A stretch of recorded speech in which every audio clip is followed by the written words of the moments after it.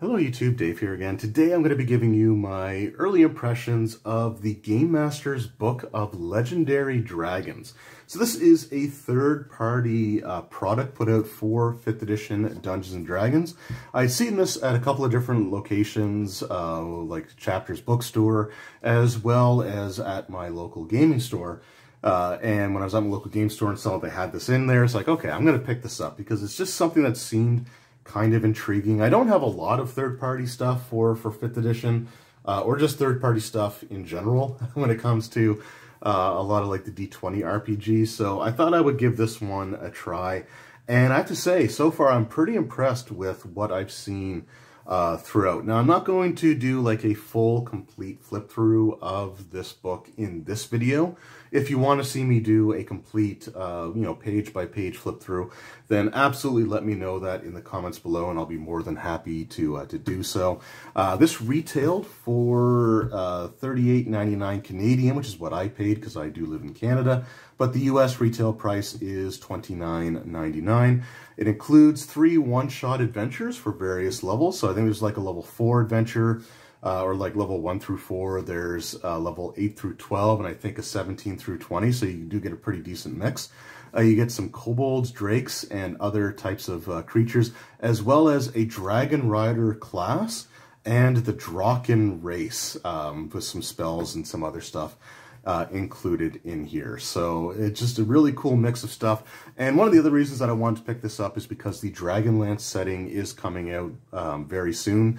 At the time I'm recording this, I have been informed that Wizards has sent out a review copy for me. It hasn't arrived yet, but this is something that can at least keep me going until we get there. And I think the Dragon Rider class might actually be really good for that. So the first part of the book is just made up of just these legendary dragons. These are largely unique creations, so they don't necessarily conform to your standard like metallic or chromatic dragons. Several of them actually have several different breath weapons that they can use. There's some like polychromatic dragons and stuff in here, and there's just, again, some really fantastic artwork that we have overall. The dragon stats are also what I consider to be better for the 5th edition game. I noticed that like one of the things with monsters in 5e is just that the very few of them actually feel like they're a solid challenge for a party of the level that their challenge rating indicates that they should be. I generally find that, especially when you get into higher level creatures, that parties of 4 to 6 levels below their challenge rating number could still have no problem taking them out. So you do have a pretty decent mix of challenge ratings. Some have challenge ratings of in the low 20s, low or high teens, and you even get some that actually have like challenge ratings in the 30s, and or in like a challenge rating of 30.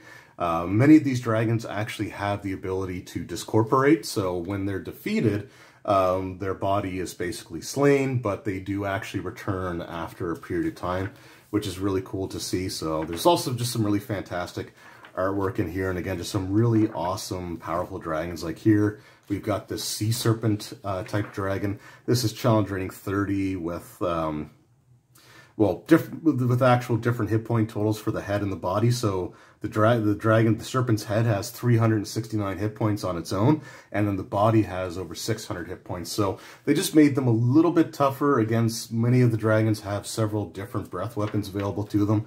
Like this guy here is the celestial dragon, and it has for the breath weapons, it has like a blinding light or a fire breath. You have some that are just sort of a mix. I think this one actually here is like the polychromatic dragon. So it has some like fire breath, acid breath, lightning breath, but then it also has some of the metallic dragon's secondary breath weapons like repulsion, sleep breath, and slowing breath. So again, that's just really cool to see. Some really fantastic and beautiful artwork. Some really unique and creative dragons in here. Like one of the dragons that's in there is actually a crossbred of a result between an ogre magi and a wyvern. So there's just some really interesting stuff. You have almost like a demon lord or devil, or archdevil, that has a draconic form that they can take on as well. So just some really cool creatures included in this book with some unique types of breath weapons and attacks and abilities, and lots of useful information also for incorporating them into your game. So you get like their background as well as information about their encounter, how to incorporate them into your story, the tactics that the dragons would use, what types of items you may find in their hoard, information about their layers, and stuff like that. Then we get the Dragon Rider class. And this thing is actually really cool. I might do a separate video on the class overall. But essentially, they get a dragon companion that starts off as a medium-sized dragon. But as you progress through levels, the dragon grows in size categories, going from medium to large and then from large to huge. When the dragon grows to large size, you can actually ride it while the dragon is walking basically on all fours on the ground. And then when it becomes huge size, you can actually ride it while flying, and eventually you get like class abilities to craft an appropriate saddle for the dragon, to the point where it's easy to dismount and mount the dragon, and you also can't be forcibly ejected from the saddle. You also get a bunch of maneuvers that you can do along with the dragon. And the dragon's breath weapon, for example, doesn't change as they progress through like the different size categories. However, their natural attacks will. So if they do like a D6, then they increase to a D8 and then eventually to a D10. If it's a D4, it goes to a D6 and then a D8. However, you do have some abilities like the channeled breath one here, for example, which you can spend your maneuver points to create a breath weapon effect, like a cone in front of you that deals 48 damage of the appropriate type for the dragon, and you can spend more points into it to increase it by an additional D8. So it's if you spend an extra 2 points, you get an extra D8. So there are ways to modify the dragon's breath weapon without it sort of changing as the dragon progresses. And again, you get some really cool creatures in here as well. You get like the Drake of Displacement, which is kind of a mix of like a Drake and a Displacer Beast, which is cool. You've got the Puggin, which it's like a little pug dragon, I guess. But yeah, again, so just some really cool stuff in here. You've got some different types of kobolds, including some pretty decent challenge rating kobold enemies. So you got like the Kobold Brute, which is a CR5, which isn't actually that bad. The Kobold Schemer, also a CR5. Again, different, like, not the best hit points for this, but it is a spellcaster, so that's, I guess, fine. They don't really want to get hit. And you got the Kobold Scoundrel, which is also a challenge rating 5. So again, just kind of cool to see some stuff there. And then you got a Kobold Abomination, which is just kind of interesting to have in there. And then you also have the Draken race that you can play. And they're kind of like a Dragonborn, except they're a bit more genetically unstable, we'll say. So they actually experience mutations as they progress through like your character levels. You first pick a base dragon that you would have as like your ancestry, and that affects the attributes that you gain as well as your resistances and your inherent breath weapon attack that you can do. But at first level, you roll 1d4 to see how many mutations you actually have. And for whatever number you roll that many percentiles to see which tables you roll on to determine what your mutations are. And as you gain, like at every 4 levels, so 4, 8, 12, 16, and 20, you add more mutations. So you would roll a d4 again, and you add that many mutations to your race's abilities. So, for example, if you roll your percentile to see which tables you roll on, there are 4 tables in total.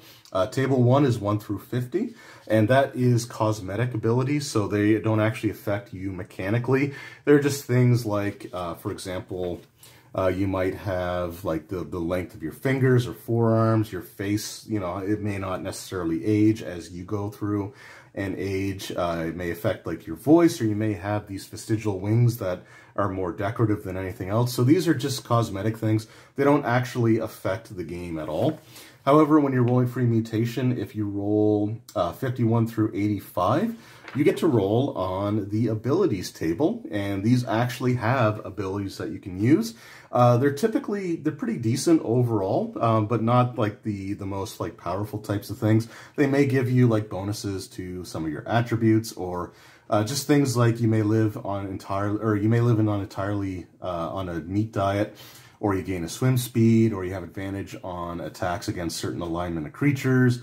You may get something like resistance to damage from attacks of opportunity. Just kind of minor things like that that may not come up a lot, but they're still kind of cool to see there. And then if you get 86 through 94, you roll on table 3, which gives you pretty good abilities, but they also come with a drawback. So for example, it says twice per long rest, you may choose to go first on initiative, but you gain 1 level of exhaustion when you do that.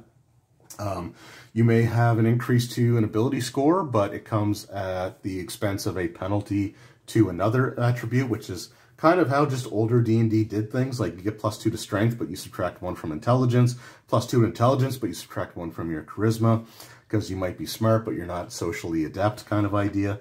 There's one here, you add +2 to your natural armor, but you choose 1 ability score and you have to reduce it by 1.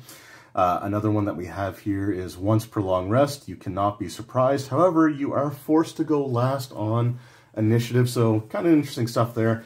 And then finally, if you get, I think it's like, what, 95 through 100? Yeah, 95 through 100, you roll on table 4. You don't want to roll on table 4 because table 4 is nothing but drawbacks. So it says, in Moonlight, all ability scores under 13 are reduced to 8. It says you always go last on initiative. You could suffer penalties to your attributes, or dogs within 20 feet that can see you begin barking. Just kind of stuff like that. But it is kind of cool to see. Like, it's actually kind of neat that they just have these different abilities. And again, as you progress through your character or class levels, you also gain some of these different mutations. And since most of the time you're probably going to be rolling on the cosmetic ones, it's not that big of a deal. It's just, again, kind of interesting and something that's kind of neat to see you gain new race abilities in 5th edition D&D as you progress through levels. You also have like dragon hunting stuff as well, so different things you can do with that. The dragon parts economy, I actually like this section quite a bit because it gives you the different parts of a dragon's body and what they might be worth on the market, the DC to harvest them, and what happens if you fail. Not all of them will actually have anything bad happen on a fail, but for example, if you're trying to extract something from the dragon's throat and you fail, then you might take breath weapon damage just from residual stuff that was built up in the dragon. So that's kind of cool. There's also a section on increasing the effects of a spell by using components from a dragon's body, which again is just really kind of cool. Right, so for Acid Arrow, the material component is powdered rhubarb leaf and an adder stomach black dragon horn shavings. And then the damage increases of 1d4. So you actually get to add a d4 to the damage if you have like basically the black dragon horns. It's just, again, it's just kind of cool to see. Like, this is just something that I wish was already in D&D, since, you know, most times when players kill a dragon, they do want to harvest its body for components. And usually what I'll just end up having is if they use like the dragon, like dragon blood, for example, when they're doing like an elemental attack, I might have it increase the DC, or I might have it deal like extra damage or maximize damage or something along those lines. But it's actually really cool to see just a whole bunch of spells, including things that I may not necessarily normally think of, and how that they can actually be improved by introducing dragon components into them. There's also some stuff on aerial combat, so which is good if you're having the Dragon Rider class in your game, but there's also stuff for like airships and things like that, which is also kind of very Eberron kind of inspired. So you get a little bit of Dragonlance, a little bit of Eberron. thrown in here. You do get some new magic items as well. And then you get 3 one-shot adventures. And I'm not really going to go into those here because I don't want to spoil too much. But they do cover a wide array of levels. So you have like levels 1 through 4, 8 through 12, and then 17 through 20. And yeah, overall, it's just really kind of cool to see, you know, these little one-shot ideas. Just a little compilation of some things that you can do with some of the dragons in this book. And yeah, there you go. You get some profiles and some of the contributors to this book, as well as a little bit of concept art at the end. And I have to say, I'm actually really impressed overall with this book. I think they did a really good job of creating some interesting and unique dragons without just defaulting to falling into the trap of just creating like a slightly different red dragon or a slightly different silver dragon with some unique background kind of stuff. They actually create some very interesting dragons here. There's a few undead ones that I am kind of partial to. There are a couple of your standard 5e 5th edition D&D dragons that have been modified. So you have like a black dragon and I think a bronze dragon. But for the most part, they're all pretty unique and pretty interesting. I think that they did a better job of having the dragons' abilities, like their hit points and like the damage and stuff that they can do, actually make for a better challenge for their levels than what a lot of the 5th edition Monster Manual stuff does. So yeah, I'm actually really impressed with this, and I would say that if you're looking to throw something kind of different into your games, this is something that you may want to consider, and especially with, again, with Dragonlance coming out in the very, very near future at the time that I'm recording this video, some of the more unique dragons in this book could be really useful if you wanted to incorporate them into your game as things like the Dragon Overlords that Kryn had at certain points in its history. So I think overall this is a really decent book. The Dragon Rider class I really do think is pretty well designed. There's a couple of abilities that seem a little bit more powerful at first, but they're a bit more conditional. Some of their abilities allow them to deal like an extra weapon die damage, but in the grand scheme of things, if you're still comparing to like a fighter of equal level, the fighter's just going to have multiple attacks. So it kind of evens out, I think, with that. And yeah, it's just a really cool book. I definitely recommend this if you are a big fan of dragons. And like I said, you want to throw something at your party that's just a little bit different, something that they're not going to hopefully know about off the top of their heads, like, oh, this dragon will use this type of breath weapon, so make sure we have the proper energy resistance.